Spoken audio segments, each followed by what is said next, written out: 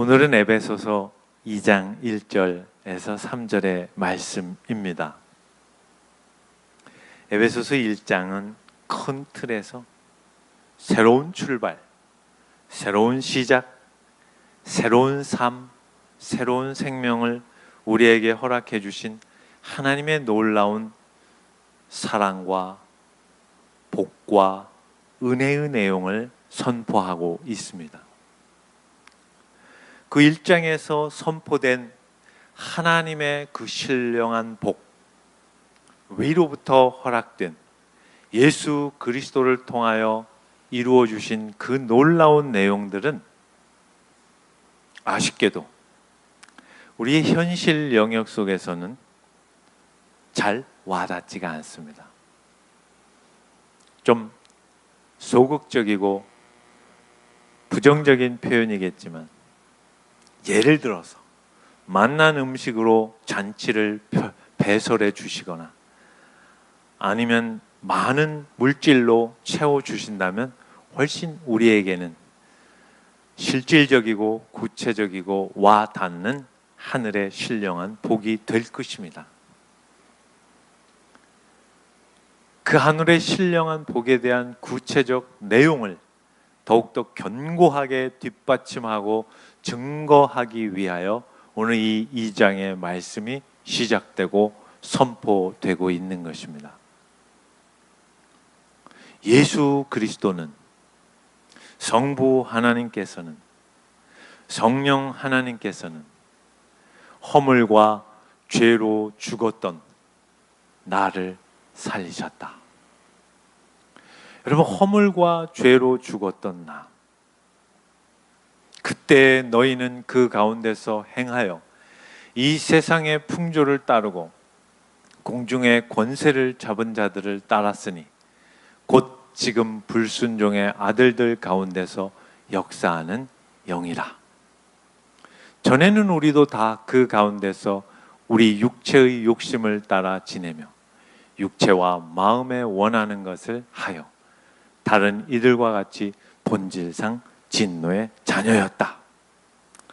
여러분 스스로에게 질문을 드려보십시오. 나는 어떤 존재인가? 나란 사람은 어떤 자인가? 어떻습니까? 2006년 봉준호 감독이 굉장히 의미 있는 영화 한 편을 만들어서 세상에 내놓았습니다. 제목은 괴물. 그냥 어떻게 미군이 발암물질을 흘려내보내서 이상한 형태의 괴물이 만들어져서 온 세상을 놀라게 한 그런 내용보다 훨씬 더 깊은 의미를 담고 있는 영화입니다. 이 시대를 고발하는 면이 있죠. 여러분 자신을 여러분이 어떻게 이해하시는지 몹시 궁금합니다. 오늘 이 2장 1절에서 3절의 말씀은 인류의 모든 인간들을 향하여 그 인간들이 살아가는 이 사회와 이 구조와 이 현실 속에 놓여 있는 구체적인 우리의 모습을 고발하고 있는 말씀인 것입니다. 세 가지로 축약됩니다.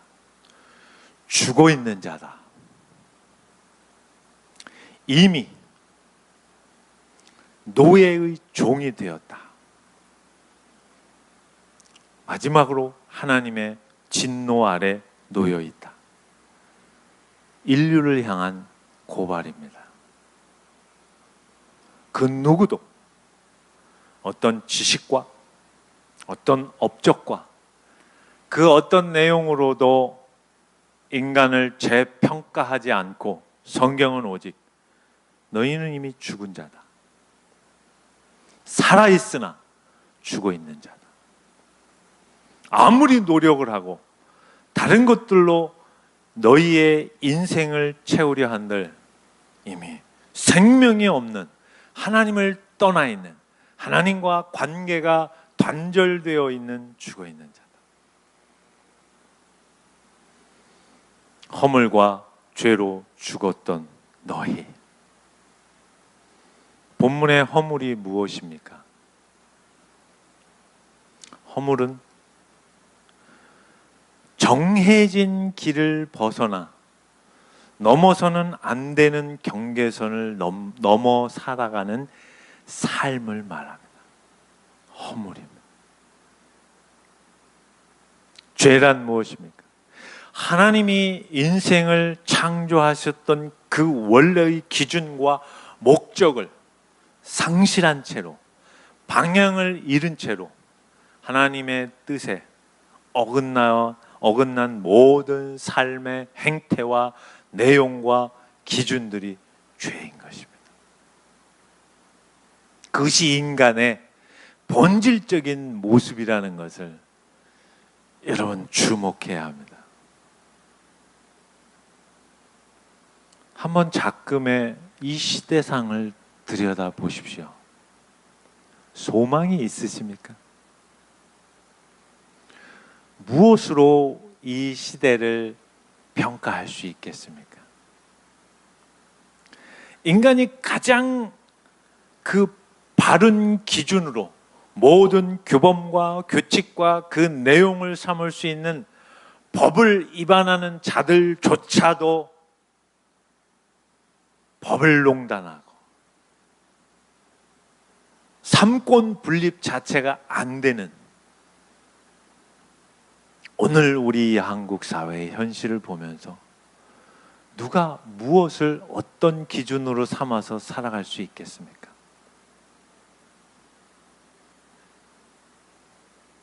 그럼에도 불구하고 사람들은 새로운 지도자를 세우면 나아질 것을 기대하며 갈아쳐 외치고 있지요. 군인은 뭐 하고 있습니까? 군인들은 한 나라를 지키고 그 국민과 시민들과 모든 사회를 지켜보아야 할 책무와 의무를 가지고 있음에도 불구하고 자금의 뉴스에 소개가 되고 있는 군인들은 무엇을 하고 있는지 알 수가 없습니다.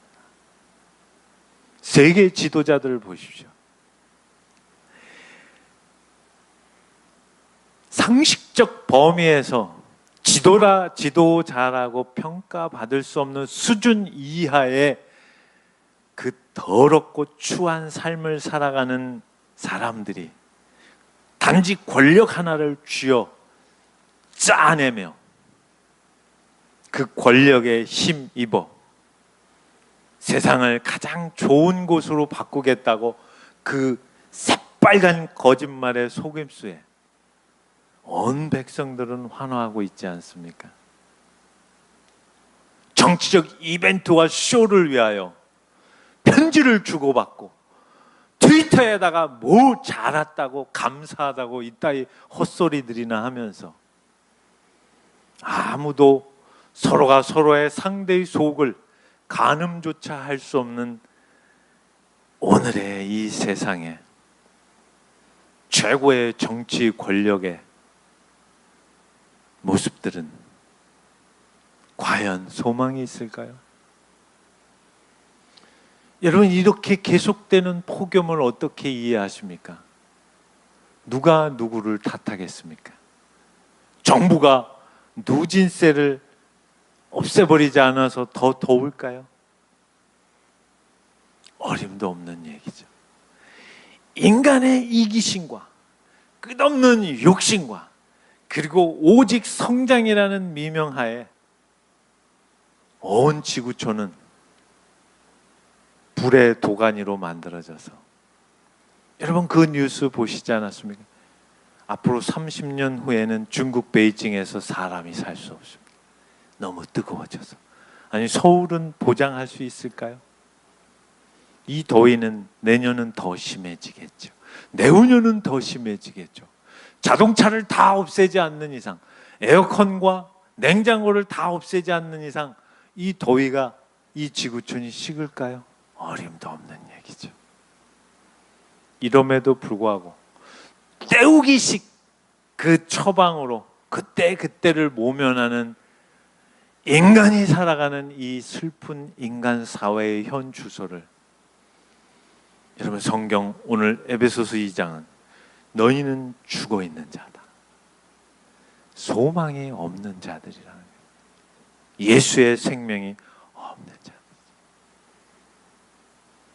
너희는 그 가운데서 행하여, 그 가운데가 어디입니까? 이 세상 풍조. 여러분 세속주의 이런 말 들어보시지 않았습니까? 세속주의가 무엇입니까? 세속주의란 하나님의 내용으로 만족치 않는 모든 생각과 행동들이 다 세속주의입니다. 하나님을 배제한 모든 것은 다 세속적인 것입니다. 에베소서 1장에 하늘의 신령한 복, 하나님으로 인하여 하나님께로부터 말미암아 하나님의 모든 것으로 채워지는 것, 그것이 예수 그리스도 안에 있는 생명, 자유, 복됨, 구원, 영생인 것입니다. 무도덕주의는 무엇입니까? 기준을 상실한 것이죠. 얼마나 무서운 시대입니까? 여러분 지금 이 작금의 이 시대가 가장 표방하고 있는 왜곡된 시대의 사조는 기준이 없는 것입니다. 다 자기 기준이 진리입니다. 남자가 남자끼리 성교를 해도 그것은 절대적 기준이 됩니다. 그 인간들 사이에서는. 이런 시대에 우리가 살고 있습니다. 그것이 잘못됐다라고 언급을 하면 법에 저촉이 됩니다. 약자를, 소수자를 향하여 잘못된 말을 했다고. 이게 제정신의 사회입니까? 여러분의 자녀들이 커가는 사회에 이제 동성애 차별 금지법이 발의되면 누구도 이렇게 이야기를 하는 저도 고발되는 사회가 되었습니다. 여러분의 학교에서 아무도 남자가 엄마가 되고 남자가 아빠가 되고 아무도 이상하게 말할 수 없습니다. 그런 시대에 우리가 살고 있음을 경각심을 갖고 있어야 할 것입니다. 그것이 이 세상 풍조를 따르고 공중 권세 잡은 자를 따르는 것입니다. 여러분의 이 의식 속에서 명문대를 나오면 괜찮은 사람이라는 그릇된, 왜곡된, 추한 생각들을 떨쳐버리십시오.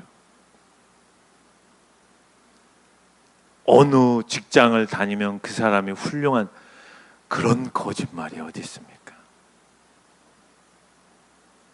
압구정동에 살면 괜찮은 사람이고 성남시 수정구에 살면 안 괜찮은 사람이라는 그따위 차별을 만들어 놓은 시대의 사조 속에 여러분이 젖어 살고 있는 것 아십니까?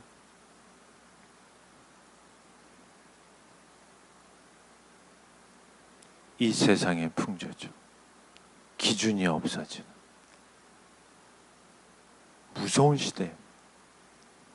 좌표를 잃어버려서 내가 가는 방향, 우리가 추구하는 그 가치가 진리랍니다. 다 무너졌지요.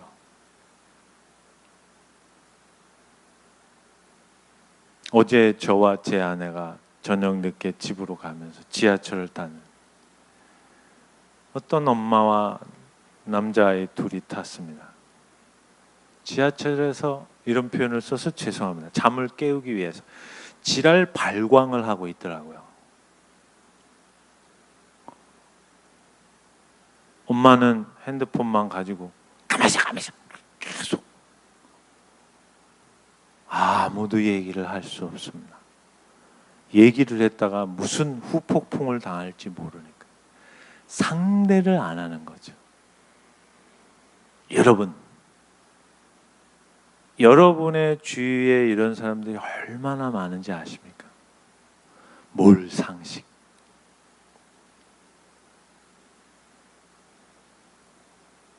지금 불순종의 아들들 가운데서 역사하는 영이라. 끊임없이 이 세상은 마귀가 이 세상 풍조와 시대의 사조를 부채질하면서 계속해 다 틀린 거야. 너희들이 하는 게 맞는 거야. 이렇게. 오늘 성경은 너희가 예수 그리스도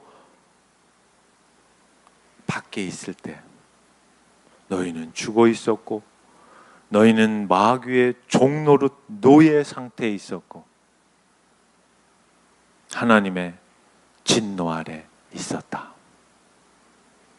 이 내용입니다. 이 내용의 진정한 가치를 헤아리지 못하면 에베소서 1장의 그 장엄한 찬송하리로다 우리 주 아버지 하나님께서 이루신 그 모든 구원의 내용과 그 구원의 본질적인 하늘의 신령한 복이 무엇인지 우리는 신앙생활을 한다고 하면서 0.1%도 알지 못하고 껍데기만 믿고 사는 신자의 삶을 산다는 것을 잊지 마십시오. 치를 떨어야 됩니다. 내 자신의 죄악성에 대해서, 내 자신의 그 처절한 더럽고 추한 내면의 모습에 치를 떨지 않으면 우리가 성찬을 하면서 불렀던 최후 승리를 얻는 그날에 대한 단 0.1%의 기대감도 갖지 않습니다. 지금이 좋은데 무슨 놈의 최후 승리가 있습니까? 성경은 개인의 깊은 절망 가운데 예수 그리스도로 인한 진정한 소망을 말씀하고 있습니다. 그것이 신자의 현실입니다. 우리는 늘 육체와 마음이 원하는 대로 살지 않습니까? 예수 그리스도의 생명이 있음에도 불구하고 우리는 늘 우리의 원함과 우리의 기준과 우리의 판단과 여러분의 감정조차도 사단의 손 아래서 놀이객감으로 전락하는 것을 경계하십시오. 외람된 말씀이지만 주일날 우리 가족들 얼굴을 보면 어느 정도는 압니다. 한 주를 어떻게 지내왔는지. 자기 연민에 빠져서 오는 친구들이 너무 많아요. 너무 많아요. 사단에게 탁 놔버리는 거죠. 자기 자신. 내 자신에 대한 오늘 이 에베소서 2장 1, 2, 3 너는 죽었던 자다. 너는 사단의 노예가 되었던 자다. 너는 하나님이 그 거룩하심에 벗어나 있던 진노 아래 심판받을 수밖에 없는 자였다라는 것을 처절하게 깨닫지 못하면 작은 것을 내 자아가 이 효소에 의하여 부풀려지듯이 거대한 거품으로 부풀려진 반죽된 거대한 빵처럼 그래 내가 한 주 이렇게 했었는데 내가 한 주 이렇게 직장 생활하면서 고생 내가 한 주 이렇게 애들 키우면서 힘들었는데 거기에 딱 넘어가는 뭘 더 바라십니까? 여러분의 현실에 살면서 뭘 더 하나님께 요구하십니까? 여러분의 일상의 삶의 자리에서 오늘 주님은 이 에베소서 2장 1, 2, 3절 동안 먼저 우리 자신을 보라는 것입니다. 죽을 수밖에 없는 생명이 없는 자입니다. 그런 우리를 찾아오셔서 생명을 부어주신 겁니다. 예수의 생명, 진정한 자유와 복됨과 영광스러움을 부어주신 겁니다. 주일은 그렇게 맞는 거죠. 아무리 어제 새벽 2시까지 우울과 참담과 절망과 괴로움과 눈물과 회한과 단식으로 살아도 이 주일 아침 영광스러운 주님의 은혜의 보좌 앞에 나올 때 죽었던 자를 살려주셨으니 찬송하리로다 우리 주 여호와 아버지 하는. 왜 이게 안 될까요? 뭐가 그렇게 불만이시고 뭐가 그렇게 서운하십니까? 여러분의 삶에서. 그래서 우리의 삶이 고단한 겁니다. 그 영광스러움의 자리까지 하나님께서 포기하시지 않고 주님의 진정한 자녀다움으로 세워가시는 그 하나님 편의 의지가 고난을 만드는 것이죠.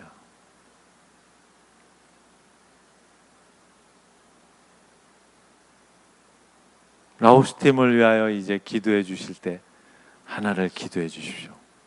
우쭐하지 않게, 우쭐하지 않게 겸손해야 됩니다.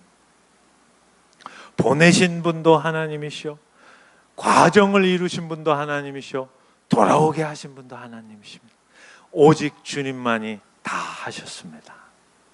그저 저희는 작은 섬김을 하고 돌아왔습니다. 이것이 진정한 하늘의 신령한 복을 누리는 자의 모습입니다. 여러분 이제 한 주 그렇게 시작하셔야 됩니다.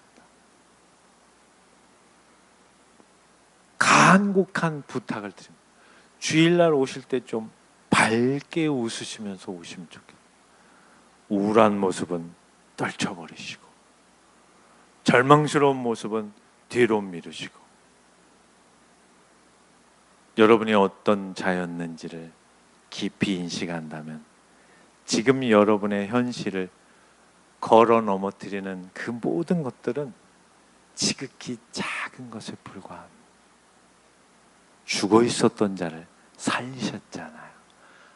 무엇이 그렇게 여러분을 힘들게 합니까? 죽어 있었던 나를 예수의 생명으로 살리셨는데 뭘 그렇게 두려워하십니까? 우리 같이 이제 말씀을 생각하면서 한 주를 시작하는 이 시점에서 마음에 다짐을 하십시오. 그리고 하나님의 은혜를 구하십시오. 주여 도와주시옵소서.